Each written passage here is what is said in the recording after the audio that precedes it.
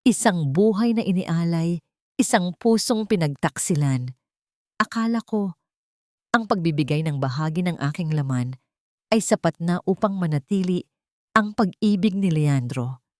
Ngunit sa harap ng karangyaan, ako ay itinuring na basurang hadlang sa kanilang kaligayahan. Pinili kong manahimik para sa dangal niya, pero sa gabing ito, ang lahat ay guguho. Sino ang tunay na ina? Sino ang tunay na mapagpanggap? Abangan ang muling pagtibok ng pusong minsan nang pinatigil ng sakit. Handa ka na bang malaman ang katotohanang mas matalas pa sa kutsilyo? Wala kang silbi sa buhay ko, Tala. Kung hindi dahil kay Hiraya, wala na ako rito ngayon. Kaya huwag mong hilingin na mahalin kita dahil ang puso ko ay nakalaan na sa babaeng nagligtas sa akin habang ikaw ay abala sa iyong sarili. Ang mga salitang yon ni Leandro ay parang mga bubog na bumaon sa puso ni Tala, matalas at malupit. Sa mga sandaling iyon, hawak ni Tala ang isang maliit na baso ng tubig at ang mga gamot na kailangang inumin ni Leandro para sa kanyang maintenance sa iha at ay isang tungkulin na 2 taon na niyang ginagawa ng walang palya. Ang ironic na katotohanan ay ang gamot na yon ay para sa organong siya mismo ang nagbigay. Ang bahagi ng kanyang sariling laman na tahimik niyang inialay sa ilalim ng talim ng kutsilyo ng siruhano upang mabuhay lamang ang asawa. Ngunit para kay Leandro, ang bayaning nagligtas sa kanya ay si Hiraya, ang babaeng nakatayo sa kanyang tabi na may mapagkunwaring luha sa mga mata.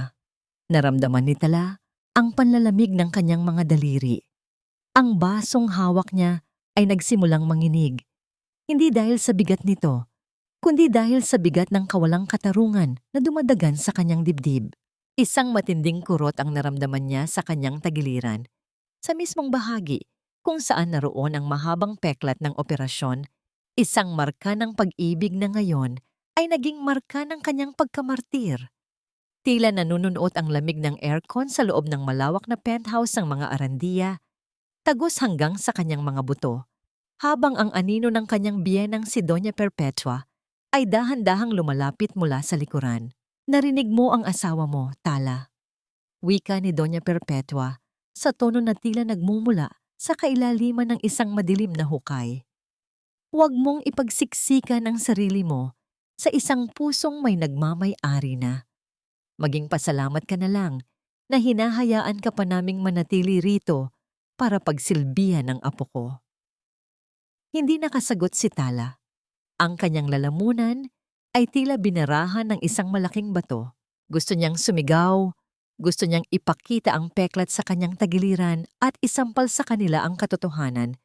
Ngunit ang pangako niya sa yumaong ama ni Leandro na pananatilihing buo ang dangal ng pamilya ang nagpatahimik sa kanya. Huminga siya ng malalim, pilit na pinapakalma ang mabilis na tibok ng kanyang puso na tila isang ibong nagpupumiglas sa hawla. Nang gabi ring iyon, sa marangyang pagdiriwang para sa pagbubukas ng Arandia Family Museum, ang lahat ay tila nakaplano na para sa kanyang pagbagsak. Si Tala ay nakasuot ng isang simpleng asul na bestida, malayo sa naglalakihang hiyas at mamahaling terno ng mga bisita. Siya ang asawa ng tagapagmana, ngunit sa paningin ng lahat, siya ay isang hamak na dekorasyong walang halaga. Habang naglalakad sa gitna ng bulwagan, nakita niya si Hiraya na nakikipagtawanan kay Leandro. Ang kanilang mga katawan ay tila iisang kaluluwa sa ilalim ng kislap ng mga chandelier. Isang mabilis na pangyayari ang bumulaga sa lahat. Isang malakas na kalabog ang umalingaw-ngaw sa paligid ng grand staircase. Nakita ng lahat si Hiraya na nakasalampak sa sahig, hawak ang kanyang paa at umiiyak ng malakas. Tala, bakit mo ako tinulak? Ang hysterical na sigaw ni Hiraya na kumuha sa atensyon ng lahat ng mga reporter at camera. I was just trying to be nice to you. Bakit kailangan mong gawin ito? Mabilis na humakbang si Leandro patungo sa kanila. Ang kanyang mukha ay pulang-pula sa galit. Ang kanyang mga mata ay tila nagniningas na uling. Bago pa man makapagsalita si Tala upang ipaliwanag, na ni hindi niya hinawakan ng babae, isang malakas na sampal ang dumapo sa kanyang pisngi. Ang lakas ng impact ay naging sanhi ng pagkakapaling ng kanyang mukha at ang lasa ng dugo ay agad na nanariwa sa kanyang bibig. Hayop ka, Tala, gamlen ni Leandro. Wala ka nang ginawang matino. Hiraya saved my life and you tried to kill her? You are not worthy of the Arandia name. You are not even worthy to be Lakan's mother. Tumigil ang mundo para kay Tala. Ang katahimikan sa bulwagan ay naging mas nakabibingi kaysa sa anumang sigaw. Tiningnan niya si Leandro, hindi nang may luha, kundi nang may isang uri ng katinuan na ngayon lang niya naramdaman sa loob ng 6 na taon. Dahan-dahan niyang itinaas ang kanyang kamay at hinawakan ang kanyang namamagang pisngi. Ang sakit ng sampal ay wala pa sa kalingkingan ng sakit ng pagkakatraidor sa kanya. Walang salitang binuksan ni Tala ang kanyang maliit na clutch bag. Inilabas niya ang kanyang singsing sa kasal, ang gintong tila naging kadena sa kanyang kaligayahan, at walang pag-aalinlangang ihulog ito sa loob ng baso ng mamahaling alak na hawak ni Leandro. Ang tunog ng paglubog ng singsing ay tila isang tuldok sa isang mahabang pangungusap ng pagdurusa. Mula sa kanyang bag, kinuha niya ang isang nakatiklop na papel. Ang huling alas na sana ay hindi niya kailanman gagamitin. Inabot niya ito kay Leandro na may malamig na tingin. You want to talk about worthiness, Leandro? Malamig na wika ni Tala. Ang kanyang boses ay hindi nanginig kahit isang saglit. Basahin mo yan. At pagkatapos, tanungin mo ang iyong ina kung bakit ang batang itinuturing mong tagapagmana ay walang kahit katiting na bahagi ng iyong dugo. You were sterile after the accident, Leandro, but your mother wanted an heir so badly that she orchestrated a lie bigger than your ego. Nanlaki ang mga mata ni Doña Perpetua at ang basong hawak nito ay dahan-dahang nadulas sa kanyang mga daliri. Habang si Leandro ay napatitig sa dokumentong hawak, ang kanyang kamay ay nagsimulang manginig nang makita ang resulta ng DNA test. Tinalikuran sila ni Tala. Ang bawat hakbang niya palayo sa bulwagan ay tila pagbuo muli ng kanyang pagkatao. Ngunit sa gitna ng kanyang paglalakad patungo sa dilim ng gabi, isang tanong ang naiwang nakabitin sa hangin. Isang katanungang tila naging sumpa para sa mga Arandia. Hanggang kailan mo kayang panindigan ang isang buhay na itinayo sa ibabaw ng mga pagnanakaw ng katotohanan? Leandro, huwag mo akong hawakan. Ikaw ang masamang babae na gustong pumatay kay Tita Hiraya. Ang tinig na yon, ang tinig na dating nagsisilbing musika sa pandinig ni Tala, ay naging isang matalim na balisong na sumaksak sa kanyang kaluluwa. Nakatayo si Tala sa pintuan ng silid ni Lakan. Ang kanyang mga gamit ay nasa isang maliit na maleta lamang, ngunit ang bigat ng kanyang dala ay tila pasan ang buong daigdig. Si Lakan, ang 6 na taong gulang na batang itinuring niyang sariling buhay, ay nakakubli sa likod ng kanyang kama. Ang mga mata ay puno ng takot at pagkamuhi na itinanim ni Hiraya sa loob ng mahabang panahon.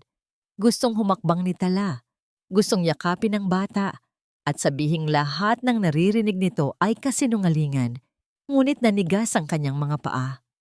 Ang bawat hibla ng kanyang pagiging ina ay tila unti-unting pinupunit. Naalala niya ang mga gabing puyat siya sa pagbabantay ng magkasakit ang bata.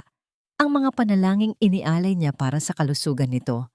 Ngunit ngayon, ang tanging ani niya ay ang matinding galit mula sa mismong bunganga ng anak.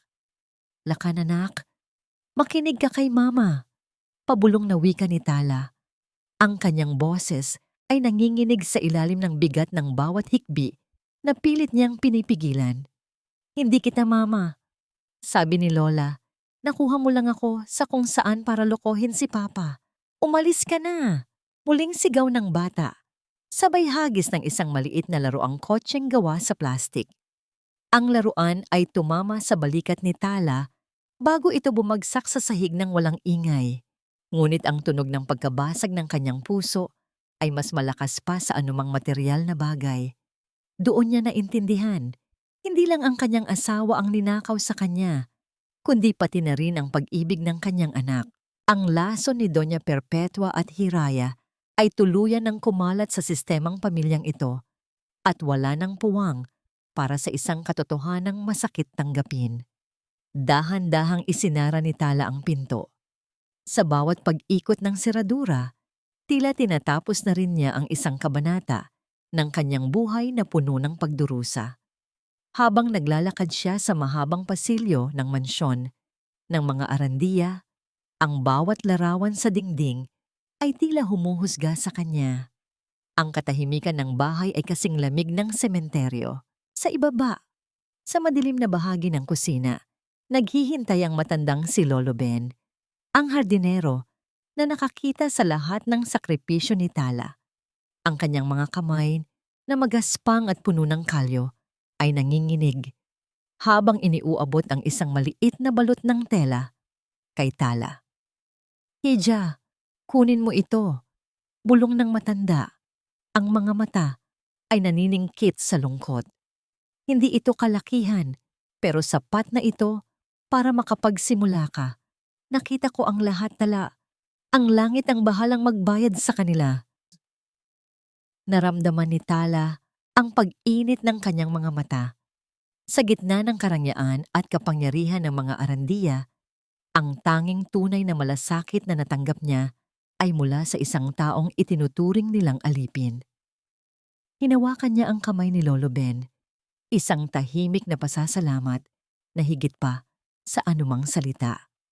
Ang pagmamano ni Tala sa matanda bago siya tuluyang lumabas ng pinto ay isang huling sulyap sa kulturang itinuro sa kanya ng kanyang ama, ang paggalang sa gitna ng kawalang galang.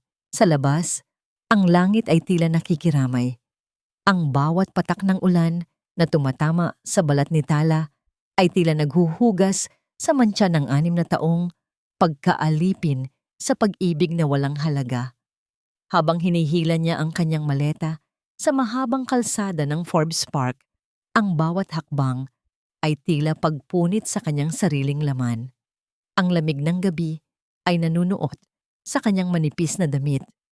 Ngunit ang apoy ng pagpapasya sa kanyang dibdib ay nagsisimula ng magningas. Sa kabilang dako, sa loob ng nagkakagulong bulwagan, nakaupo si Leandro sa sahig. Ang mga kamay ay nakabaon sa kanyang buhok habang ang papel ng DNA test ay nakakalat sa kanyang harapan. Ang katahimikan ni Doña Perpetua sa isang sulok ay mas malakas pa sa anumang kumpisal. Ang kanyang mukha na dati ay puno ng kapangyarihan ay ngayon ay tila isang tuyong dahon na madaling mabuhay. "Bakit, ma?" Ang tanong ni Leandro. Ang kanyang tinig ay basag at puno ng kawalang pag-asa. "Bakit mo ginawa ito sa akin? Bakit mo hinayaan na maging ganito tayo?" Hindi sumagot ang matandang babae. Ang kanyang mga mata ay nananatiling nakatitig sa kawalan, pilit na pinaninindigan ang isang kasalanang hindi na kayang itago ng anumang yaman. Habang si Hiraya naman ay abala sa pag-iimpake, tila isang daga na naghahanap ng butas na matatakasan bago pa man bumagsak ang buong kisame. Ang gabi ay tila hindi na matatapos para sa mga naiwan sa mansyon, habang si Tala ay naroon na sa malayo, nakatayo sa ilalim ng isang maliit na hintayan ng bus. Tiningnan niya ang kanyang mga palad, ang mga palad na nagligtas sa buhay ng asawang nagtaksil sa kanya at nag-alaga sa anak na nagtaboy sa kanya. Isang malalim na hininga ang pinakawalan niya, kasabay ng pagsilip ng isang liwanag mula sa paparating na sasakyan. Hindi na siya ang invisible wife ng mga arandiya. Simula sa sandaling ito, siya na ang tanging may-ari ng kanyang sariling tadhana. Ngunit sa kabila ng kanyang pag-alis, isang lihim pa ang nananatiling nakabaon sa loob ng mansyon. Isang lihim na nakatago sa loob ng lumang safe ni Doña Perpetua na maaring magpabago sa lahat ng alam ni Leandro tungkol sa kanyang sariling pagkatao. Sino nga ba ang tunay na kumuha sa buhay ng ama ni Leandro? At anong kinalaman ng pamilya ni Tala sa madugong nakaraang iyon. Dr. Tala, you're the only one who can perform this surgery. Please save my daughter's heart. Ang pakiusap na yon mula sa isang Amerikanong ama sa loob, kumot Benvien Lon o New York, lanyang zi talangetay moy ngay, trong suk hai nam kwa. Dito, sa bansang hindi nakakakilala, sa kanyang nakaraan, hindi siya ang invisible wife ni Leandro Arandia. Siya si Dr. Tala, ang siruhano na may mga kamay na tila pinagpala ng langit. Sa bawat pagkakataon na humahawak siya ng scalpel, nararamdaman niya ang kontrol sa buhay na ipinagkait sa kanya noon. Ang bawat matagumpay na operasyon ay isang hakbang palayo sa alaala ng sampal na nagpabagsak sa kanyang dangal. Ngunit sa kabila, si iwasutan kong rukro, may mutgak nyo trong Team Tala na nananatiling malamig. Sa tuwing natatapos ang kanyang shift, nauupo siya sa isang bakanting bench sa parke, pinapanood ang mga batang naglalaro. Sa bawat tawa ng isang batang lalaki, ang mukha ni Lakan ang kanyang nakikita. 2 taon na ang lumipas, ngunit ang sakit ng pagtaboy ng sariling anak ay tila isang sariwang sugat na tumitibok pa rin sa tuwing sasapit ang gabi. Isang gabi, habang tinitingnan niya ang isang lumang litrato ni Lakan sa kanyang telepono, naramdaman niya ang init ng luhang pilit niyang ikinukubli. Ang kanyang mga daliri ay dahan-dahang humahaplos sa screen, tila sinusubukang abutin ang pisngi ng batang naniwalang siya ay isang masamang tao. Sa mga sandaling iyon, isang email ang dumating sa kanyang inbox, isang opisyal na paanyaya mula sa St. Jude International Hospital sa Maynila. Ang posisyon, Chief of Cardiac Surgery, Bachung Juang Benving Kwokte Dauting, Tay Philippines. Babalik ba siya? Babalik ba siya sa lupang pinagmulan ng kanyang pinakamatinding bangungot? Habang si Tala ay bumabangon mula sa abo ng kanyang nakaraan, ang mansyono ng mga Arandia sa Maynila ay tila isang magandang prutas na unti-unting nabubulok mula sa loob. Sa loob ng 2 taon, naging isang malamig na bilanggo si Leandro sa sarili niyang tahanan. Ang kanyang mga mata, na dati ay puno ng paghanga kay Hiraya, ay ngayon ay puno na ng pagdududa. Isang hapon, habang nag-aayos si Hiraya sa harap kwa Gung Changdim, hindi sinasadyang nahulog ang kanyang mongman na robe. Mabilis na lumingon si Leandro, napatitig sa tagiliran ng babae. Doon, sa bahaging dapat ay may mahabang peklat ng operasyon ng paghiwa sa atay, ay wala siyang nakita, kundi ang makinis, maputing balat.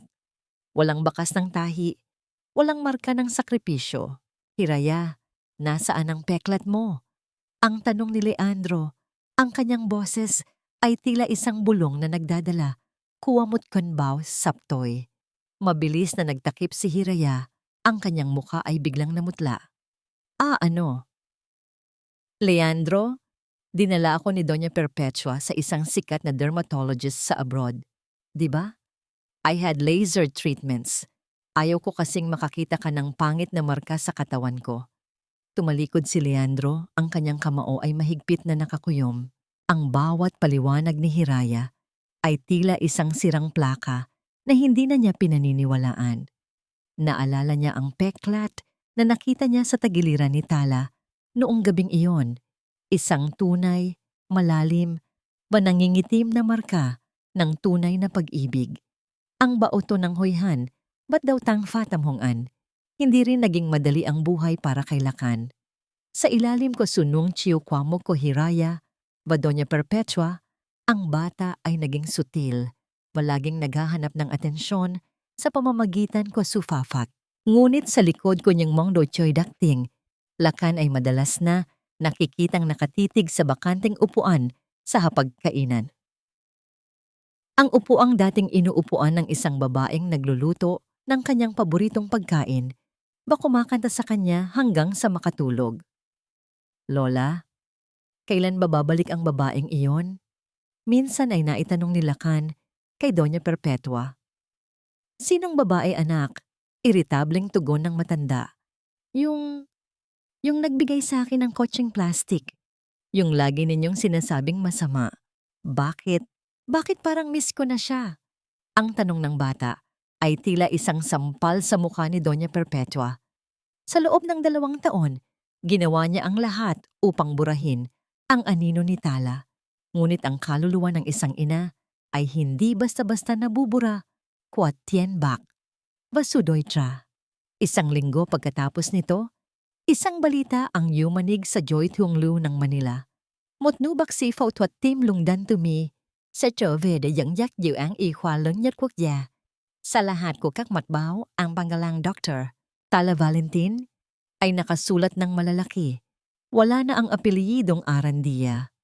Ang babaeng itinapon nila ay muling babalik, hindi bilang isang biktima, kundi bilang một người nắm giữ vận mệnh của họ. Habang nasa loob ng eroplano, tinitingnan ni Tala ang ulap sa labas ko bintana. Ang kanyang puso ay tumitibok nang may bagong layunin. Hindi siya babalik para sa trathubang baulok, kundi para bawiin ang lahat ko niyang gitwak vemin, ang kanyang dangal, ang kanyang katotohanan. Bahigit sa lahat, ang puso ng kanyang anak. Ngunit may isang bagay na hindi alam ni Tala. Sa kanyang pag-alis, may isang tamtutu, dagay Leandro Mutfong Bimat. Sa loob nito ay ang katotohanan tungkol sa kung sino talaga ang donor ng kanyang atay, ba ang selyadong video ng CCTV mula sa ospital 6 na taon na ang nakalilipas. Ano ang gagawin ni Leandro kapag nalaman niyang ang babaeng pinakasinaktan niya ay ang tanging dahilan kung bakit siya humihinga pa hanggang ngayon? Pasensya na Mr. Arandia, pero wala po ang pangalan ninyo sa listahan ng mga bisitang may kumpirmadong appointment kay Doktora Valentin. Maari po kayong maghintay sa lobby o kaya ay bumalik na lamang sa ibang araw. Ang malamig na tinig ng security guard sa tapat ng naglalakihang salamin na pinto ng St. Jude International Hospital ay tila isang malakas na sampal sa pagkatao ni Leandro. Siya si Leandro Arandia, ang lalaking dati ay tinitingala sa bawat sulok ng Manila, ang lalaking nakasanayan ng lahat ng pinto ay bumubukas sa isang kumpas lamang ng kanyang kamay. Ngunit sa umagang ito, siya ay nakatayo sa ilalim ng matinding sikat ng araw. Pinagmamasdan ang mga reporter at mga opisyal na malayang nakakapasok sa loob habang siya ay nananatiling nasa labas ng pintuan nang gusaling ang pamilya rin naman niya ang isa sa mga pangunahing investor. Sa loob ng malawak na auditorium, ang bawat mata ay nakatuon sa entablado. Nang bumukas ang mga ilaw, isang babae ang dahan-dahang lumakad patungo sa podium. Ang bawat hakbang niya ay puno ng awtoridad. Ang bawat galaw ay bakasang talino at kumpiyansa. Suot niya ang isang puting laboratory gown na may burda ng kanyang pangalan sa gintong sinulid. Doktora Tala Valentin, Chief of Cardiac Surgery. Wala na ang mahiyain at tahimik na babaeng laging nakayuko sa hapagkainan ng mga Arandia. Ang Tala na nasa harap ng lahat ay isang hiyas na dumaan sa matinding apoy at ngayon ay nagniningning ng higit pa sa anumang diamante. Habang nagsasalita siya tungkol sa makabagong teknolohiya sa pag-oopera ng puso, ang kanyang boses ay tila isang mahinahong himig na bumabalot sa buong silid. Malinaw at puno ng paninindigan. Nakalusot si Leandro sa gilid ng auditorium, sapat lamang upang matanaw ang babaeng minsan niyang tinawag na asawa. Ang kanyang puso ay tumibok ng mabilis, isang uri ng tibok na hindi niya naramdaman sa loob ng maraming taon. Ito ay hindi lamang paghanga. Ito ay isang matinding pagsisisi na nagsisimulang gumuho sa kanyang dibdib. Nang matapos ang press conference, nagkagulo ang mga tao upang makalapit kay Tala. Sa gitna ng karamihan, biglang sumulpot si Hiraya na nakasuot ng isang magarbo ngunit masyadong masikip na pulang bestida. Ang kanyang mukha ay puno ng pekeng ngiti. Pilit na kumukuha ng atensyon ng mga kamera. Tala! Oh, I mean Doktora Tala! I'm so proud of you! Ang malakas na bati ni Hiraya, sabay yakap ng pilit kay Tala, na tila ba sila ay matalik na magkaibigan. Sabi ko na nga ba, magiging matagumpay ka sa abroad. Sayang naman at kailangang iwanan ang pamilya. 'Di ba? By the way, Medyo sumamasakit ang dibdib ko lately. Baka dahil ito sa ginawa kong pag-donate ng organ noon. Maybe you can check me for free? Tumingin si Tala kay Hiraya. Ang kanyang mga mata ay hindi kakikitaan ng galit, kundi ng isang malalim na awa. Dahan-dahan niyang inalis ang mga kamay ni Hiraya sa kanyang balikat. Hiraya, as a doctor, payo ko sa'yo ay huwag masyadong magsuot ng masisikip na corset kung talagang may sakit ka sa puso. At tungkol sa iyong sacrifice, ang isang tunay na transplant patient ay hindi magkakaroon ng ganitong uri ng sigla at kakayahang magsuot ng matataas na takong nang walang hirap 2 taon matapos ang operasyon. Ang mahinahong sagot ni Tala, sapat na upang marinig ng mga reporters sa paligid. Ang kasinungalingan ay nakaka-stress sa puso, Hiraya. Baka iyon ang nararamdaman mo. Napahiya si Hiraya sa harap ng lahat. Ang kanyang mukha ay nagpalit-palit ng kulay habang ang mga bulungan ng mga tao ay nagsisimulang uminit. Sa sandaling iyon, nagtama ang paningin ni Tala at Leandro sa gitna ng maraming tao. Ang oras ay tila huminto.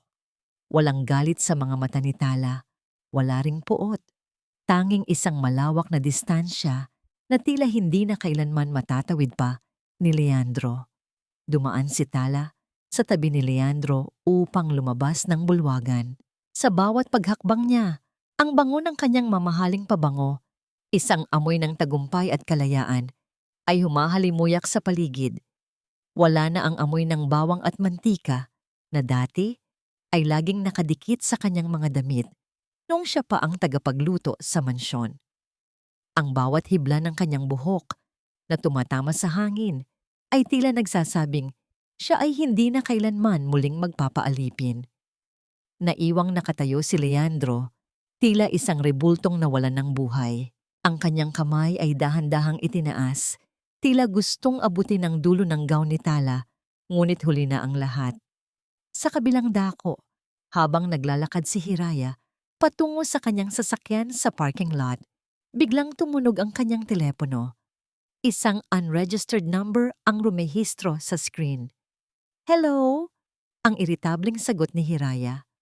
"Napanood kita sa TV, Hiraya. Ang galing mong umarte. Pero alam nating dalawa na ang peklat sa tagiliran mo ay gawa lang ng isang murang surgeon sa Thailand. Magkano ang halaga ng pananahimik ko bago malaman ng mga arandiya ang tungkol sa tunay mong nakaraan sa kulungan?" Nabitawan ni Hiraya ang kanyang mamahaling clutch bag. Ang tunog ng pagtama nito sa semento ay tila isang babala ng kanyang nalalapit na pagbagsak. Ang kanyang mga tuhod ay nanginig at ang pawis ay nagsimulang mamuo sa kanyang noo sa gitna ng malamig na aircon ng sasakyan. Nang gabing iyon, sa isang magarbong dinner gala para sa mga donor ng ospital, suot ni Tala ang isang itim na evening gown na backless.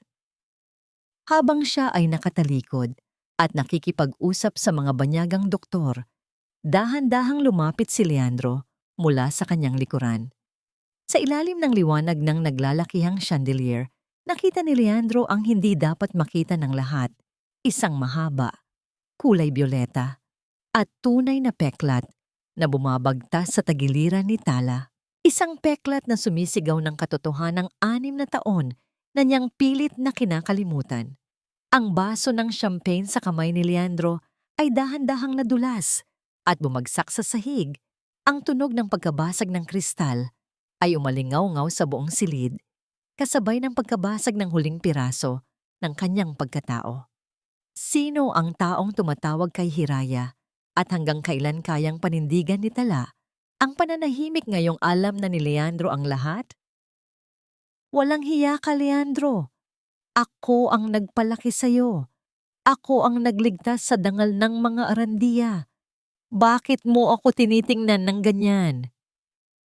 Ang sigaw ni Doña Perpetua ay umalingaw-ngaw sa loob ko tuvien ko yatok, ngunit hindi ito naging sapat upang mayanig ang paninindigan ni Leandro. Nakatayo ang lalaki sa harap ko banlambik banggosoy. Ang kanyang mga kamay ay nanginginig habang inihahagis ang isang makapal na folder sa ibabaw tsuwa mesa. Walang ingay kwasuvacham, kundi ang mabigat na katahimikan ng katotohanang 6 na taon nang ibinaon sa lupa. Nakita ko ang peklat ni Tala, Ma. Nakita ko ang tunay na marka ng sakripisyo na kailanman ay hindi magkakaroon ang paborito ninyong si Hiraya. Ang boses ni Leandro ay galing sa kailaliman ng kanyang lalamunan, puno ng pait. Basugay, Tom. Ibinigay niya ang bahagi ng kanyang katawan para mabuhay ako habang kayo at si Hiraya ay nagtulong-tulong para ipamukha sa akin na siya ay isang manggagamit. Bakit, Ma? Bakit ninyo nagawang saktan ang babaeng tanging nagmahal sa akin ng totoo? Umupo si Doña Perpetua. Ang kanyang mukha ay hindi nagpakita ng pagsisisi. Sa halip, ang kanyang mga labi ay kumurbada sa isang mapait na ngiti. Ang kanyang mga daliri na puno ng naglalakihang hiyas ay dahan-dahang humaplos sa gilid kwatsyekgeban sangtrong. Dahil ang katulad niya ay hindi nararapat sa pamilyang ito, Leandro. Ang malamig na sagot ng matanda. Masyado siyang mabait, masyadong malinis. Tuwing titingnan ko si Tala, naaalala ko ang iyong ama, ang lalaking mas pinili ang katarungan kaysa sa yaman ng mga arandiya. Hindi ko hahayaang maging mahina ka dahil sa isang babae. At tungkol sa lakan na iyon, alam nating dalawa na kailangan natin ng tagapagmana upang hindi makuha ng iyong mga pinsan ang lahat ng ari-arian. Napaatras si Leandro, tila nasusuka sa naririnig. Kaya pinalitan ninyo ang similya ko? Kaya hinayaan ninyong magkaanak kami ng hindi ko dugo? Ma, you didn't just ruin Tala's life, you ruined mine too. Sa gitna kwasukang tang, dahan-dahang lumabas si Leandro mula sa silid. Ang kanyang mga hakbang ay tila walang patutunguhan hanggang sa matagpuan niya ang kanyang sarili sa lumang kwarto nila ni Tala. Isang silid na ngayon ay puno na ng alikabok, banyang kiok daw bon. Binuksan niya ang cabinet, nakakita ng isang lumang scarf na naiwan ni Tala. Inilapit niya ito sa kanyang mukha. Pilit na hinahanap ang bango ng babaeng tinapon niya, ngunit ang tanging nalalasahan niya ay ang pait, kwasuhoyhan. Sa kabilang dako, sa loob ko mot van Fong Hingday tay Benvin, nakaupo si Tala habang tinitingnan ang isang lumang dyaryo. Ang balita. Ang misteryosong pagkamatay ng kanyang ama, si Dr. Valentin, 6 na taon na, ang nakalilipas sa isang aksidente sa kalsada. Naalala niya ang huling sinabi ni Hiraya bago ito madakip ng mga pulis sa party. Hindi aksidente ang pumatay sa tatay mo, Tala. Itanong mo sa biyenan mong mahal, ang bawat hibla ng kanyang pagkatao ay nanginginig sa galit. Hindi lang pala ang kanyang buhay ang ninakaw ng mga arandiya, kundi pati na rin ang katarungan para sa kanyang ama. Ang bawat pagmamano niya kay Doña Perpetua noon ay tila isang malaking insulto sa alaala ng kanyang magulang. Samantala, sa isang madilim na sulok ng parking lot, kausap ni Hiraya ang tamtutunan na nanakot sa kanya. Nandito na ang pera, ang sabi ni Hiraya, sabay abot ko magtuisat dating mat. Siguraduhin mong mawawala na ang lahat, kunyang bangtsyong, tungkol sa kaso ko sa Thailand. At huwag na huwag mong babanggitin kay Leandro ang tungkol sa tunay na ama ni Lakan. Ngunit bago pa man makaalis ang lalaki, isang anino ang lumitaw mula sa likod, kunyong kotbetong. Si Leandro, na kanina pa nakikinig sa dilim, ay dahan-dahang lumabas. Ang kanyang mga mata ay walang kahit anong emosyon, kundi ang matinding desisyon. Sino ang tunay na ama ni Lakan, Hiraya? Ang tanong ni Leandro, ang boses ay kasing lamig ng semento. Nabitawan ni Hiraya ang kanyang susi ng kotse. Ang tunog ng pagtama ng metal sa sahig ay umalingaw-ngaw sa tahimik na gabi. Napasandal siya sa kanyang sasakyan. Ang kanyang hininga ay naging mabilis, vagulo-gulo. Leandro, I can explain. Please let me explain. Ang pakiusap ng babae habang ang mga luha ng buhaya ay nagsisimulang pumatak. Hindi siya pinansin ni Leandro.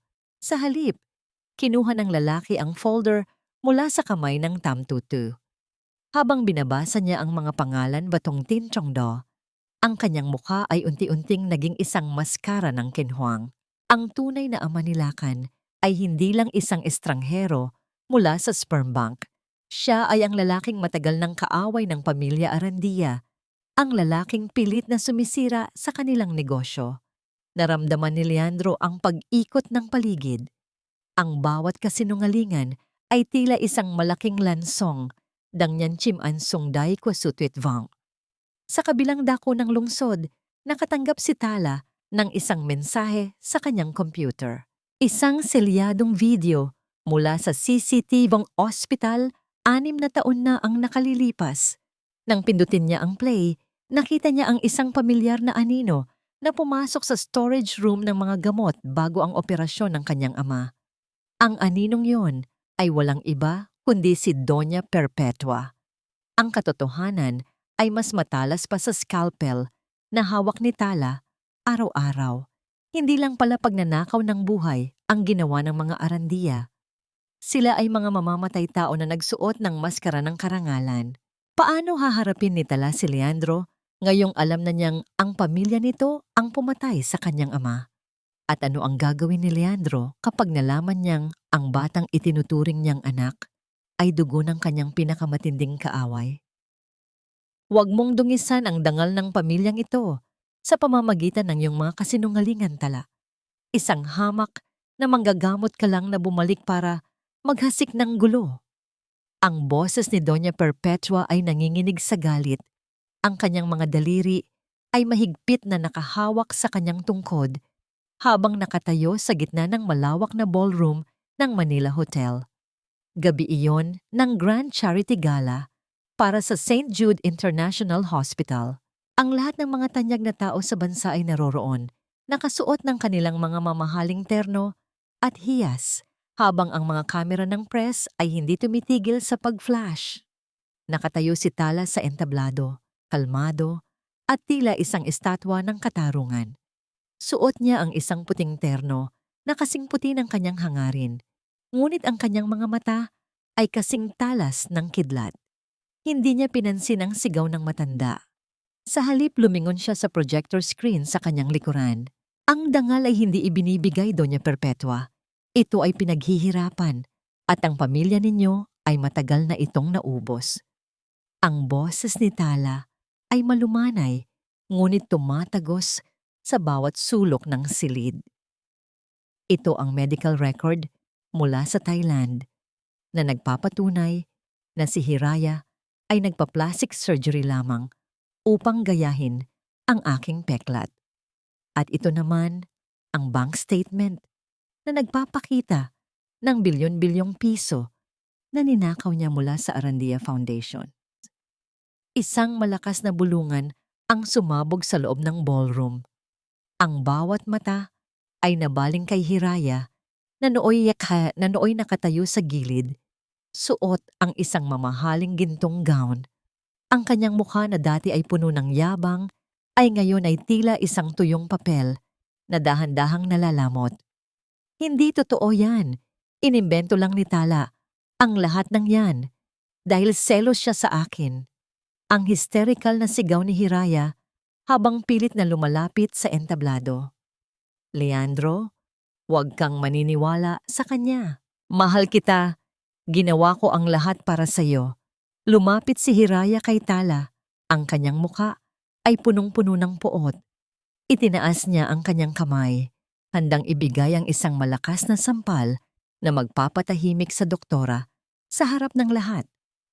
Ngunit bago pa man dumapo ang kanyang palad, isang matitigas na daliri ang humawak sa kanyang pulso. Si Leandro. Nakatayo ang lalaki sa pagitan ni Tala at Hiraya. Ang kanyang mukha ay parang isang madilim na gabi na walang bituin. Ang kanyang pagkakahawak sa kamay ni Hiraya ay sapat na upang mapadaing ang babae sa sakit. Ngunit ang sakit sa kanyang puso ay mas matindi pa. Tama na, Hiraya. Ang malamig na wika ni Leandro. Narinig ko na ang lahat. Alam ko na ang katotohanan tungkol sa ama ni Lakan. Alam ko na ang lahat ng pagnanakaw mo at alam ko na kung sino ang tunay na nagligtas sa buhay ko. Binitiwan ni Leandro ang kamay ni Hiraya nang may kasamang matinding pandidiri. Sa sandaling iyon, ang pintuan ng ballroom ay bumukas ng malawak. Isang grupo ng mga pulis na nakauniforme ang pumasok. Ang kanilang mga hakbang ay lumilikha ng isang mabigat na ritmo sa makinis na sahig. Miss Hiraya Monteverde, you are under arrest for qualified theft, estafa, and falsification of public documents.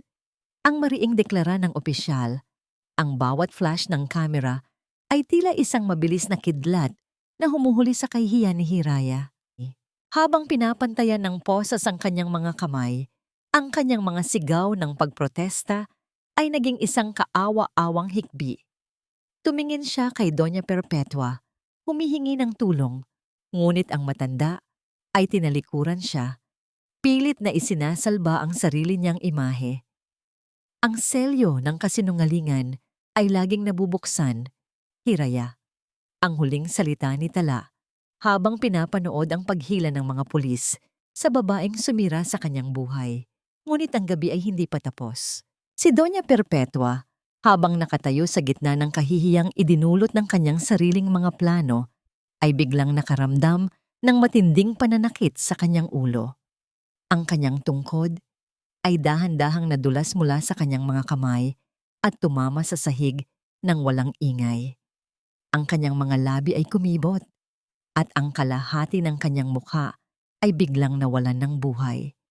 Ang matandang babae ay dahan-dahang bumagsak. Ang kanyang katawan ay tila isang rebultong gumuho sa bigat ng sarili nitong kasalanan. Ang kaguluhan ay muling sumabog sa ballroom habang tinatawag ang mga medik. Nakatayo si Tala sa gitna ng entablado, pinapanood ang lahat ng nangyayari. Walang tuwa sa kanyang puso, tanging isang malalim na pakiramdam ng katarungan na matagal na niyang hinintay. Nakita niya si Leandro na nakatitig sa kanya mula sa ibaba. Ang mga mata ng lalaki ay puno ng pagsisisi at isang pakiusap na hindi kayang bigkasin ng bibig. Dahan-dahang bumaba si Tala sa entablado. Nilampasan ang nagkakagulong mga tao at ang pamilyang dati ay itinuring siyang basura. Ang lamig ng gabi sa labas ng hotel ay tila isang yakap ng kalayaan. Sa loob ng ambulansya, habang tinitingnan ni Leandro ang kanyang ina na hindi na makapagsalita, naalala niya ang huling sinabi ni Tala bago ito umalis sa mansyon 2 taon na ang nakalilipas. Magbabayad ang bawat patak ng luha ko, Leandro, hindi sa pamamagitan ng aking mga kamay, kundi sa pamamagitan ng inyong sariling mga anino. Ngayong selyado na ang tadhana ni Hiraya at ang kanyang ina ay nakaratay. Paano haharapin ni Leandro ang katotohanang siya na lamang ang natitirang mag-isa sa gitna ng mga gumuhong pangarap? At sapat na ba ang katarungang ito para mapawi ang galit sa puso ni Tala? Tala, parang awa mo na. Buksan mo ang pinto. Kahit para na lang kay Lakan. Pakinggan mo ako. Ang boses ni Leandro ay halos hindi na marinig sa gitna ng malakas na pagbuhos ng ulan sa labas ng gate ng St. Jude International Hospital. Ang bawat salita niya ay punong-puno ng pait at panginginig, malayo sa dating makapangyarihang tinig na nagpabagsak sa dangal ni Tala. 2 taon na ang nakalilipas. Nakaluhod ang lalaki sa gitna ng putikan.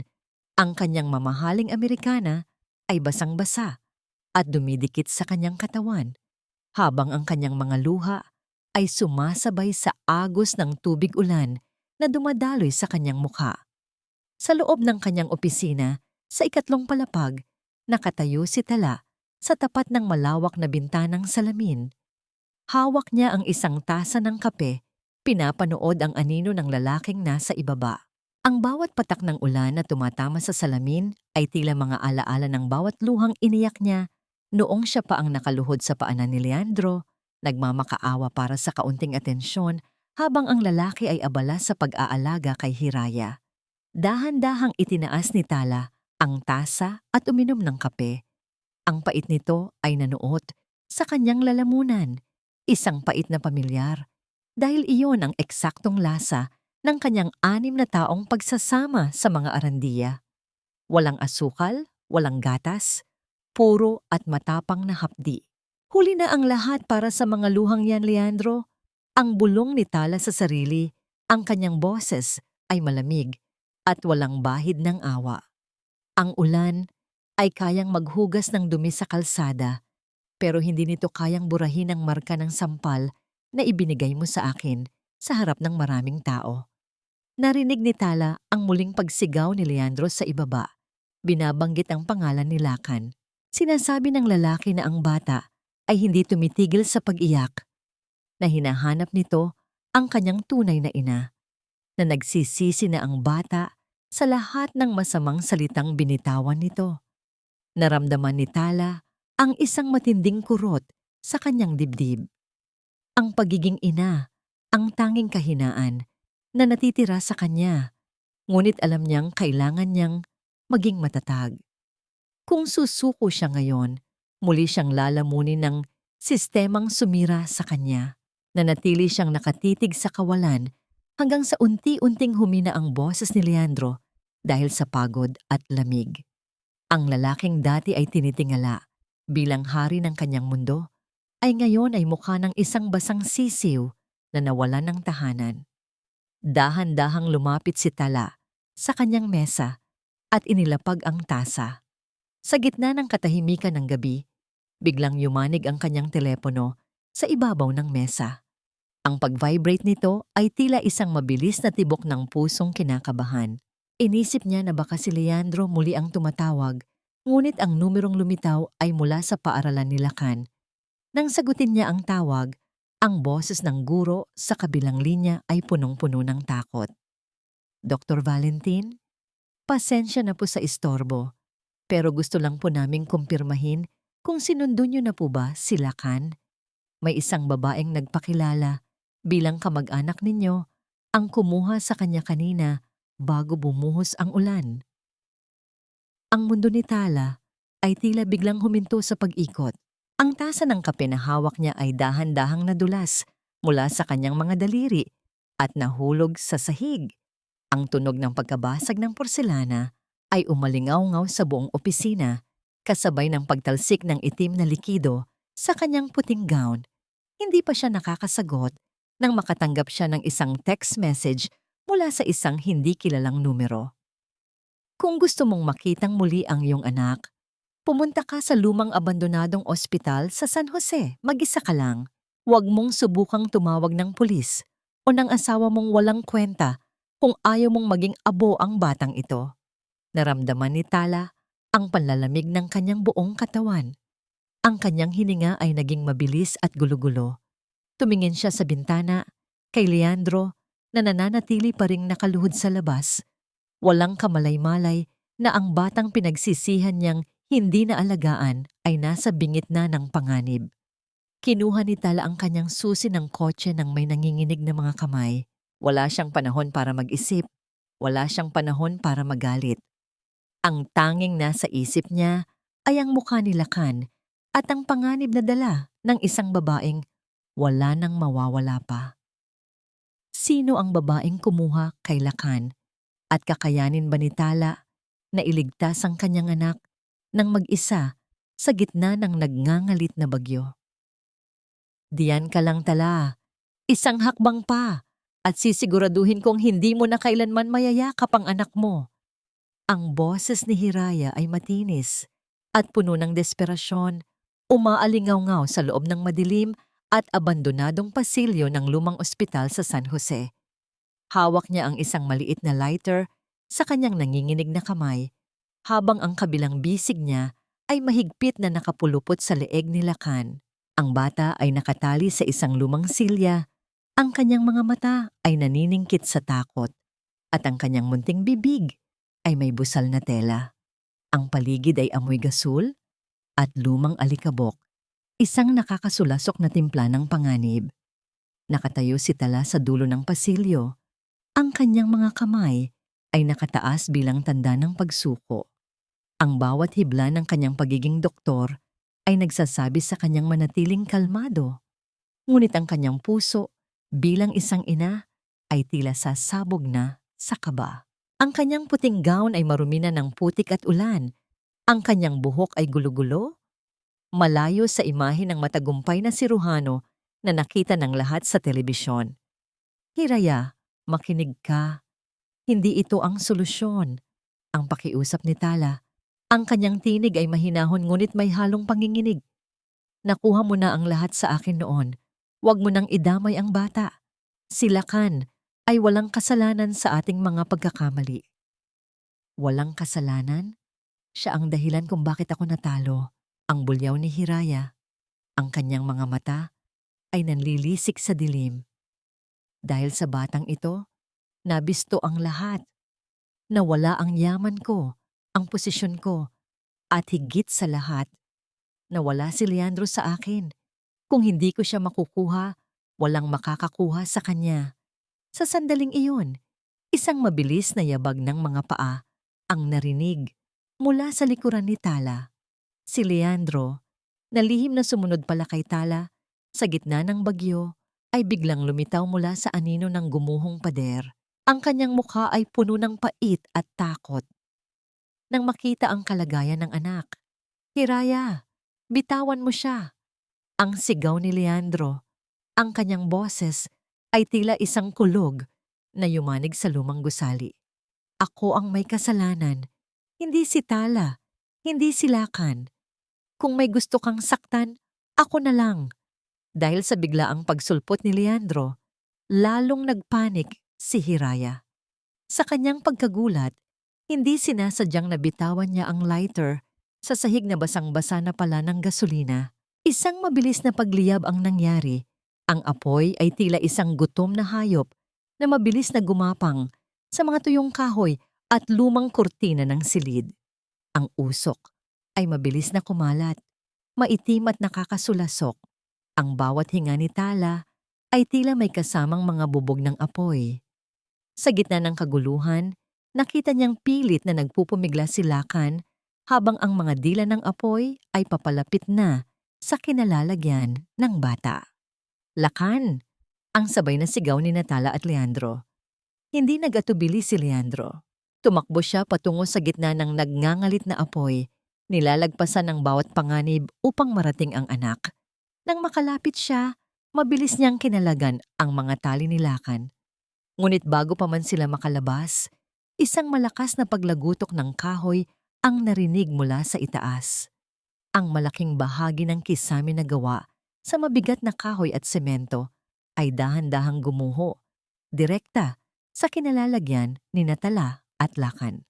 Sa isang iglap ng kabayanihan at pagsisisi, itinulak ni Leandro si Tala at Lakan palayo. Ginamit niya ang kanyang sariling katawan bilang panangga. Niyakap ang kanyang sarili upang saluhin ang bumabagsak na debris. Isang mabigat na tunog ng pagtama ng semento sa laman ang umalingaw-ngaw sa buong silid, kasabay ng pagsabog ng alabok at apoy. "Mama!" Ang hiyaw ni Lakan. Sa wakas ay nabitawan ng busal sa kanyang bibig.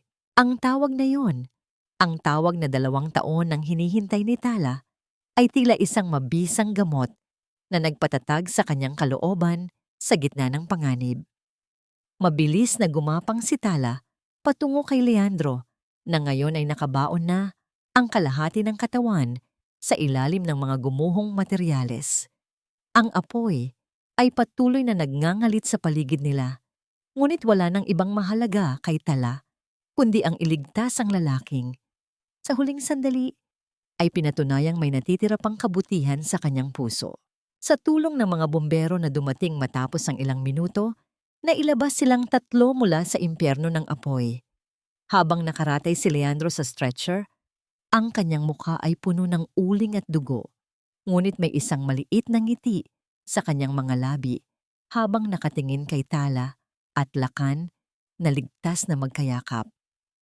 "Tala, sa wakas, nakita ko na ang tunay na liwanag." Ang mahinang bulong ni Leandro bago tuluyang pumikit ang kanyang mga mata. Isang mahaba at nakatutulig na tunog mula sa monitor ng tibok ng puso ang sumunod. Isang tuwid. at walang katapusang guhit ng tunog na nagpapahiwatig na ang buhay ni Leandro ay dahan-dahang dumadausdos patungo sa kawalan. Nakatitig si Tala sa kanyang mga kamay na puno ng dugo ni Leandro. Ang dugo ng lalaking nagbigay sa kanya ng sakit, ngunit nagbigay din sa kanya ng dahilan upang muling maging isang ina. Hanggang kailan kayang labanan ng medikal na kaalaman ni Tala ang tadhana ni Leandro? At kung mabuhay man ang lalaki, sapat na ba ang sakripisyong ito upang mabura ang lahat ng pait ng nakaraan? Ihanda ang operating room. 1 miligramo of epinephrine now. Huwag ninyong hahayaang tumigil ang kanyang puso. Ang boses ni Tala ay umalingaw-ngaw sa puting pasilyo ng St. Jude International Hospital, malakas at puno ng awtoridad na hindi matatanggihan. Ang bawat mabilis na pag-ikot ng mga gulong ng stretcher ay tila isang mabilis na tibok ng orasan na nagbibilang ng natitirang sandali ng buhay ni Leandro. Ang mga duguang kamay ni Tala ay mahigpit na nakadiin sa dibdib ng lalaki. Pilit na pinapanatili ang daloy ng dugo habang ang mga nurse ay nagmamadaling itulak ang kama patungo sa sterile na silid ng operasyon. Sa loob ng operating room, ang tanging maririnig ay ang rhythmic na tunog ng ventilator at ang mabilis na paghinga ng mga doktor. Nakatayo si Tala sa tapat ng katawan ni Leandro. Ang kanyang mga mata ay nakatuon lamang sa bukas na sugat at sa gumagalaw na monitor ng tibok ng puso. Sa mga sandaling ito, hindi siya ang asawang sinaktan, hindi siya ang babaeng itinapon. Siya ay isang siruhano. Ang bawat kumpas ng kanyang kamay habang hawak ang scalpel ay tila isang banal na ritual ng pagliligtas. Doktora, ang kanyang blood pressure ay patuloy na bumababa. Masyadong malalim ang tama ng debris sa kanyang baga. Ang babala ng anesthesiologist, hindi siya mamamatay sa harap ko. Ang mahinahon, ngunit matigas na sagot ni Tala. Bawat tahi na gagawin ko ay tila pagbubuo muli ng bawat piraso ng kanyang pagkakamali. Ililigtas ko siya, hindi dahil mahal ko pa siya, kundi dahil kailangan niyang mabuhay upang makita ang bawat tagumpay ko nang wala siya. Sa labas ng silid, nakaupo si Lakan sa isang bench. Yakap-yakap ang kanyang mga tuhod. Ang kanyang maliliit na balikat ay nanginginig sa bawat hikbi. Sa tabi niya ay si Lolo Ben, na dahan-dahang hinahaplos ang likod ng bata. Ang katahimikan ng waiting room ay tila isang mabigat na kumot na bumabalot sa kanila. Lolo Ben, masama po ba akong anak? Ang tanong ni Lakan, ang kanyang tinig ay basag at puno ng pagsisisi. Pinaniwalaan ko po ang mga sabi-sabi ni Tita Hiraya. Sinabihan ko si Mama ng masasama. Pero kanina, tinulak niya ako palayo sa apoy. Niligtas niya ako kahit galit ako sa kanya. Ang puso ng isang ina ay hindi natututong magtanim ng galit sa kanyang anak, Lakan. Ang malumanay na sagot ng matanda, ang mahalaga ay nandito ka na ngayon at alam mo na ang totoo. Ang pagkilala sa iyong pagkakamali, ang unang hakbang para gumaling ang mga sugat sa puso ng iyong mama. Lumipas ang 7 oras. Nang bumukas ang pinto ng operating room, lumabas si Tala na may pagod na mga mata, ngunit may kagaanan sa kanyang dibdib. Tinanggal niya ang kanyang surgical mask at agad siyang sinalubong ni Lakan. Ang bata ay yumakap sa kanyang binti, umiiyak ng malakas, habang paulit-ulit na binibigkas ang salitang, "Sorry, Mama." Dahan-dahang lumuhod si Tala upang pantayan ng anak. Hinawakan niya ang mukha ng bata at hinalikan ang noo nito. Sa sandaling iyon, ang lahat ng pait ng nakaraang 2 taon ay tila dahan-dahang natunaw sa init ng yakap ng kanyang anak. Nandito na si Mama. Lakan, hindi na tayo muling magkakahiwalay. Ang bulong ni Tala, habang ang sarili niyang mga luha ay dahan-dahang pumatak sa pisngi ng bata. Kinabukasan, binisita ni Tala ang kabilang wing ng ospital kung saan naroon si Doña Perpetua. Ang matandang babae ay nakahiga sa kama. Ang kalahati ng kanyang katawan ay paralyzed at ang kanyang mga mata ay nakatitig lamang sa kisame. hindi makapagsalita. Ang dating makapangyarihang matriarch ng mga Arandia ay ngayon ay isa na lamang anino ng kanyang dating sarili. Lumapit si Tala sa gilid ng kama. Walang galit sa kanyang mukha, tanging isang malalim na katahimikan. Nandito ako para sabihin sa inyo na ligtas ang anak ninyo, ang simula ni Tala. At nandito rin ako para sabihin na tapos na ang laro ninyo. Ang bawat kasinungalingang itinanim ninyo ay naging mga tinik na sumugat sa inyo mismo. Hindi ko kayo kailangang gantihan dahil ang buhay na mismo ang gumawa niyon para sa akin. Nakita ni Tala ang isang butil ng luha na gumulong mula sa mata ni Doña Perpetua. Ito ba ay luha ng pagsisisi o luha ng pagkatalo? Hindi na mahalaga yon kay Tala. Ang mahalaga ay malaya na siya. Pagkalipas ng 2 araw, dahan-dahang nagkamalay si Leandro na ICU.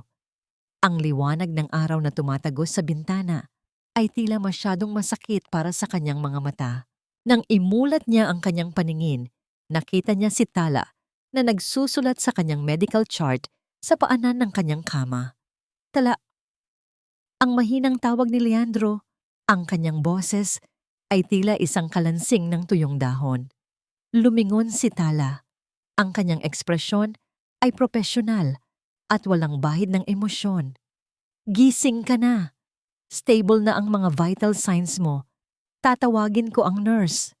Ngunit nang akmang lalabas na si Tala, hinawakan ni Leandro ang kanyang dulo ng kamay. Ang kanyang mga mata ay puno ng kalituhan.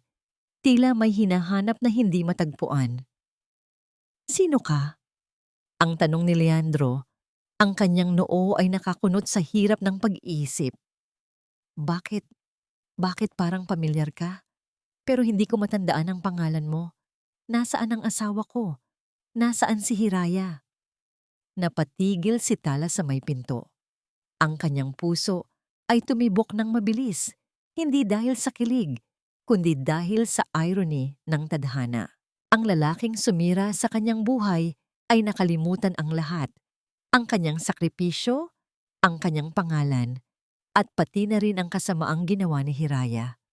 Ang katanungang sino ka ay tila isang bagong simula o marahil ay isang huling parusa.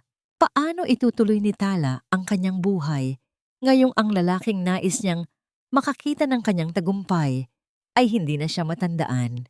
At ito ba ay isang tunay na amnesia o isa lamang paraan ni Leandro upang takasan ang bigat ng kanyang pagsisisi? Hindi lahat ng sugat ay kailangang tahiin ng sinulid. Ang iba ay pinagagaling ng panahon at ng pagmamahal sa sarili. Ang kaisipang ito ang naglaro sa isipan ni Tala habang inaayos niya ang kanyang puting laboratory gown sa harap ng malaking salamin ng kanyang bagong opisina. 2 buwan na ang nakalilipas matapos ang trahedya sa lumang ospital at sa araw na ito, opisyal na siyang itinalaga bilang Chief Executive Officer ng St. Jude International Hospital. Ang kanyang pangalan ay nakaukit na ngayon sa isang makinang na plaka ng ginto sa kanyang pintuan. Wala na ang anino ng pagiging asawang tago dahil ang bawat sulok ng gusaling ito ay saksi sa kanyang talino at determinasyon.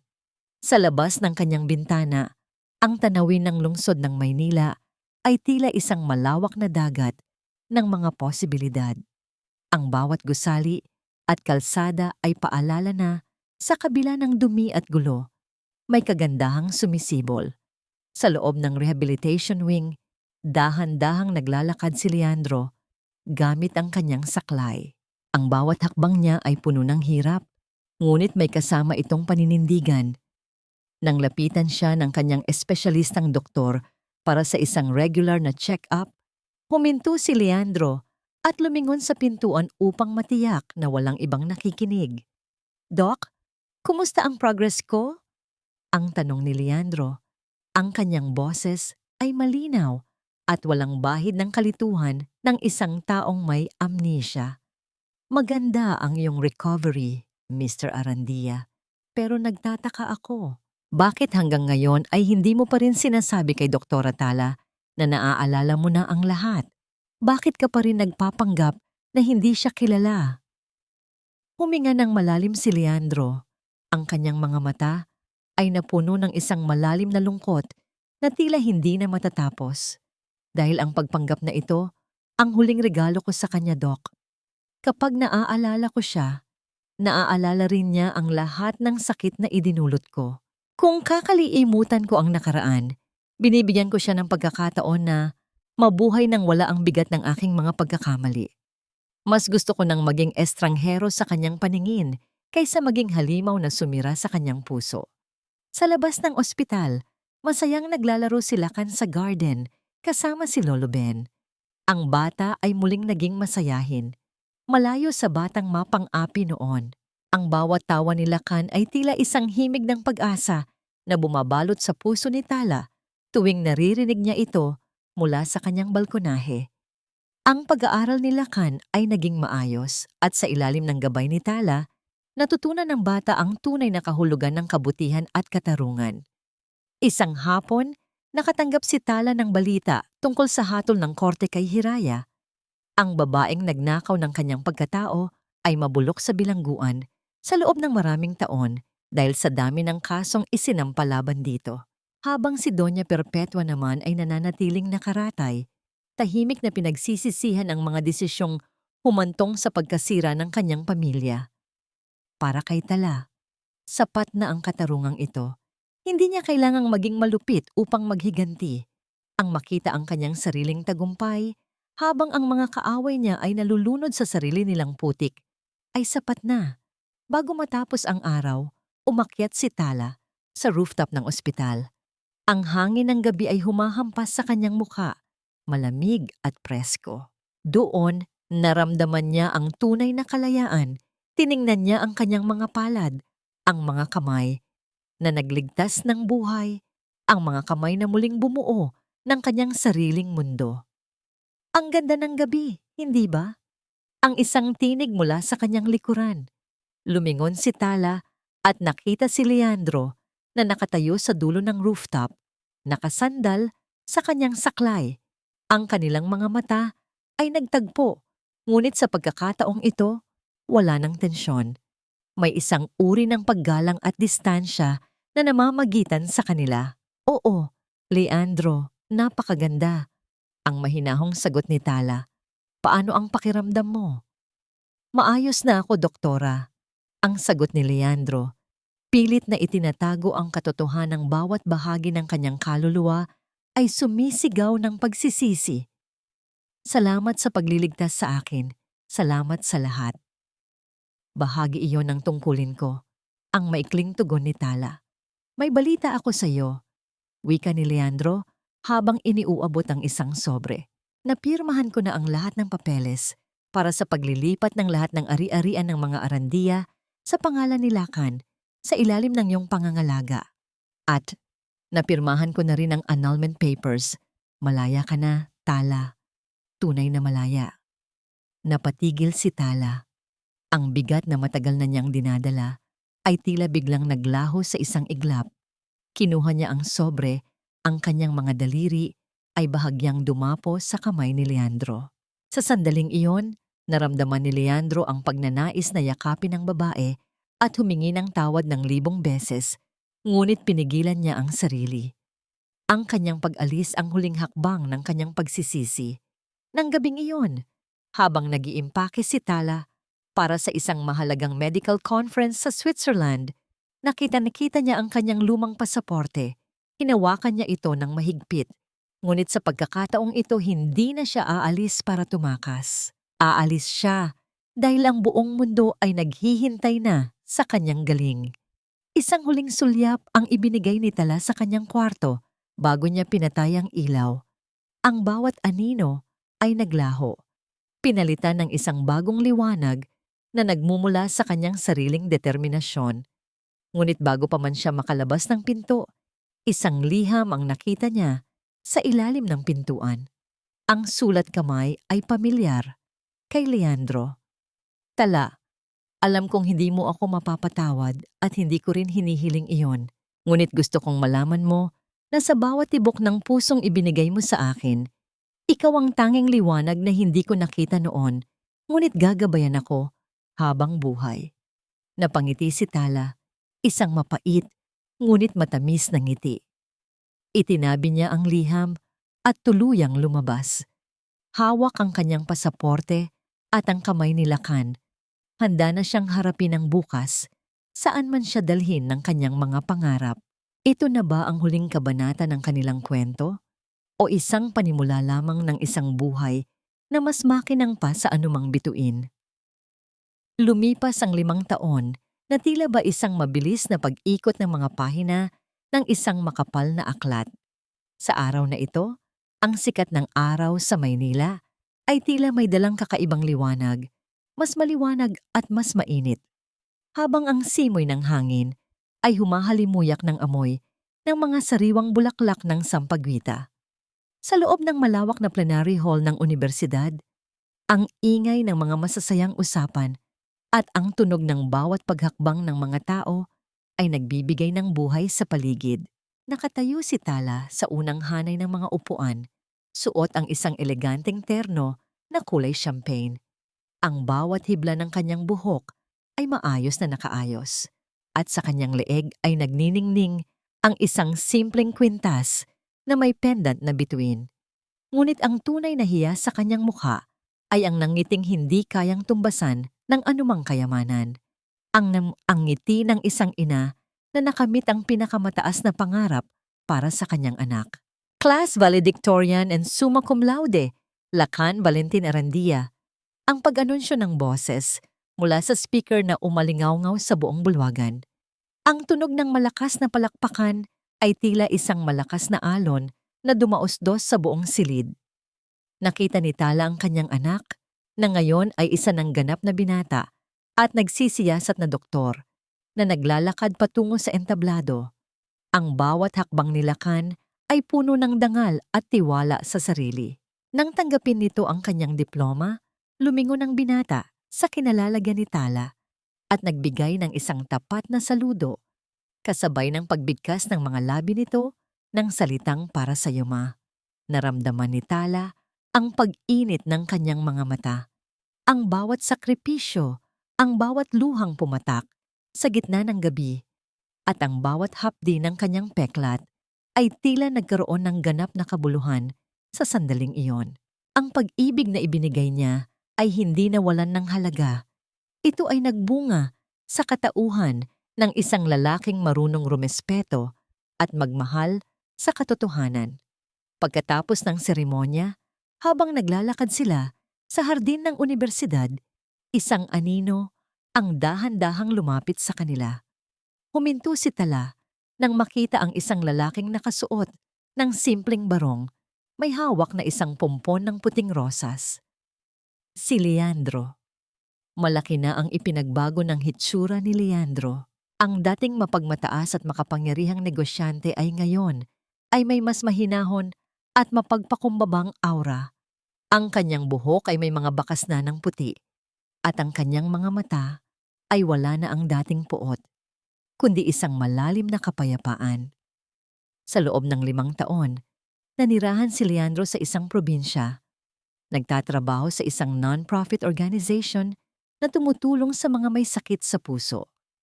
Congratulations sa Lakan. I am so proud of you. Ang boses ni Leandro ay mahinahon, walang halong pag-aalinlangan. Salamat, Papa. Ang sagot ni Lakan, sabay yakap ng mahigpit sa kanyang ama. Nagkatinginan sina Tala at Leandro. Walang awkwardness, wala ng tensyon. Ang distansyang namamagitan sa kanila ay hindi na puno ng galit, kundi ng isang tahimik na pagkilala sa kani-kanilang mga bagong buhay. Salamat sa pagpunta, Leandro. Ang seryosong wika ni Tala. Hindi ko ito palalagpasin, Tala. Salamat sa pagpapalaki sa kanya ng ganito kahusay. At salamat din sa pagbibigay sa akin ng pagkakataong mabuhay muli, kahit na hindi na tayo muling magkasama. Ang sagot ni Leandro. Aalis na rin ako.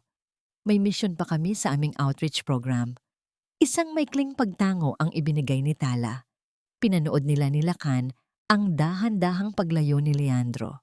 Ang bawat hakbang ng lalaki ay tila isang huling paalam sa isang nakaraang puno ng pagkakamali, patungo sa isang hinaharap ng pagbabayad puri.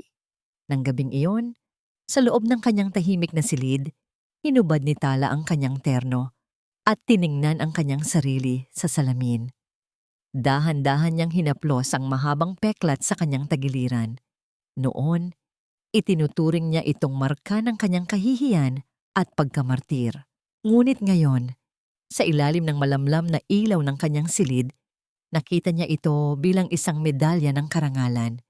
Isang patunay na siya ay nakaligtas, na siya ay nagmahal ng tapat, at na siya ay malaya. Hindi na siya muling nag-asawa, hindi dahil sa takot, kundi dahil nahanap na niya ang kanyang katuwang sa buhay, ang kanyang sarili, at ang kanyang anak. Ang kanyang karera bilang isang luring na doktor ay nagpatuloy sa pag-unlad, nagbibigay ng pag-asa sa libu-libong mga tao na may mga pusong sugatan, literal man o emosyonal. Ang kwento ni Tala ay hindi nagtapos sa isang magarbo at perpektong kasal. Nagtapos ito sa isang mas matamis na katotohanan na ang tunay na kaligayahan ay hindi matatagpuan sa piling ng ibang tao, kundi sa kakayahang patawarin ang nakaraan at yakapin ang sariling lakas. Ang tunay na pintig ng puso ay hindi ang emosyong nararamdaman natin para sa iba, kundi ang lakas ng ating sariling pagnanais na mabuhay ng may dangal, katarungan, at pag-asa. Ang bawat dulo ay simula lamang ng isang bagong paglalakbay na puno ng sariling kaliwanagan. Maraming salamat sa inyong pakikinig at pagsama sa bawat tibok, pait at tamis ng kwentong ito ni Tala. Habang binubuo ko ang bawat kabanata, lalo na ang mga sandaling durog na durog ang puso ni Tala, dahil sa pagtataksil, hindi ko rin mapigilang makaramdam ng matinding emosyon. May mga bahagi ng kwentong ito na hango sa mga tunay na damdamin at karanasang madalas nating itago sa ating mga puso. Ang sakit ng hindi pagkilala sa ating halaga at ang hirap ng muling pagtayo mula sa abo ng ating nakaraan. Ang bawat salitang inyong napakinggan ay inialay ko para sa lahat ng mga kababaihang patuloy na lumalaban sa gitna ng unos. Naway maging paalala ang buhay ni Tala na ang pagpapatawad ay hindi palaging nangangahulugan ng pagbabalik sa dati, kundi ito ay isang susi upang maging tunay na malaya ang ating mga kaluluwa. Gaya ng isang maliit na binhi na kailangang dumaan sa dilim ng lupa bago maging isang matatag na puno, ang bawat hirap na dinaranas natin ay paghahanda lamang para sa ating pinakamagandang pamumukadkad sa ilalim ng araw. Bago tayo tuluyang magpaalam, nais ko kayong iwanan ng isang katanungang maaaring magbukas ng inyong mga saloobin. Kung ikaw ang nasa kalagayan ni Tala, kakayanin mo rin bang bigyan ng puwang ang pagpapatawad sa taong kumuha ng iyong dangal at sumira sa iyong pangarap?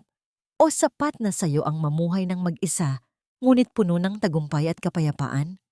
Sana ay naging bahagi ang kwentong ito ng inyong araw at nagbigay ng kaunting inspirasyon sa inyong mga puso. Maraming salamat sa inyong walang sawang pagsuporta. Huwag ninyong kalimutang i-like ang video na ito at ibahagi ang inyong mga makabagbag damdaming opinyon sa ating comment section. Napakahalaga sa amin na marinig ang inyong mga boses at karanasan.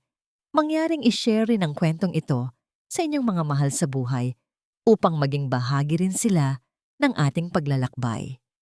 Hanggang sa muli nating pagkikita sa susunod na mga kwento ng buhay, pag-ibig at pag-asa. Maraming salamat at pagpalain tayong lahat ng may kapal.